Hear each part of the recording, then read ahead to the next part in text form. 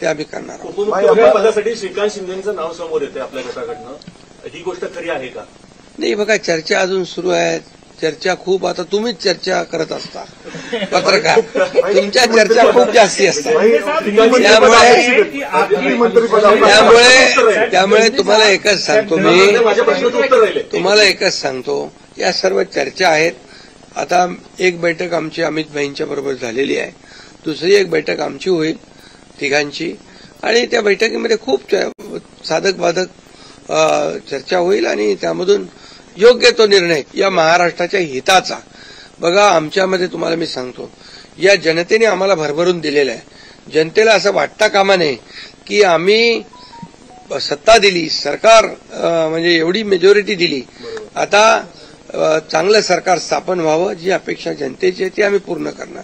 आणि आम्हाला जनतेबरोबर आम्ही उत्तरदायित्व आहोत. त्यामुळे लोक काय बोलतात, विरोधक काय, आता विरोधकांना काय काम राहिलंय का? काय राहिलंय बाकी? आता जे काय आता ईव्हीएम म्हणजे आता याच्यामध्ये मी एकच तुम्हाला सांगतो की आमच्यामध्ये कुठलाही काही समन्वयाचा अभाव नाही.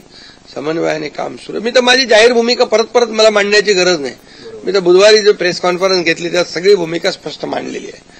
आणि लोकांना आता काय, विरोधकांना काम नाही, विरोधी पक्षनेताही होता येत नाही, एवढी देखील संख्याबळ नाही, एवढं भरभरून प्रेम लोकांनी दिलंय. त्यामुळे आता ईव्हीएम आणि या सगळ्या गोष्टींची चर्चा चालू आहे. बघा, झारखंडमध्ये ते जिंकले तेव्हा काय ईव्हीएम चांगलं होतं का? आणि त्याचबरोबर लोकसभेमध्ये ते जिंकले तेव्हा काय ईव्हीएम चांगलं होतं? आता पण लोकसभेचा एक त्यांचा माणूस जिंकलाय या सर्व निवडणुकीत, पोटनिवडणुकीमध्ये. त्यामुळे कर्नाटकमध्ये, तेलंगणामध्ये असेल, झारखंडमध्ये असेल, यामध्ये ते विरोधी पक्षाला देखील यश मिळाले.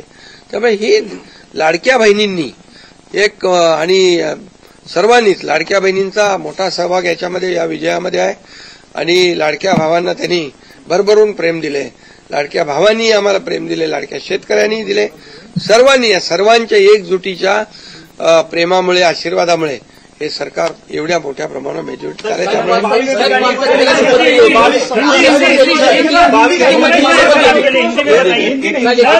मेरी तबीयत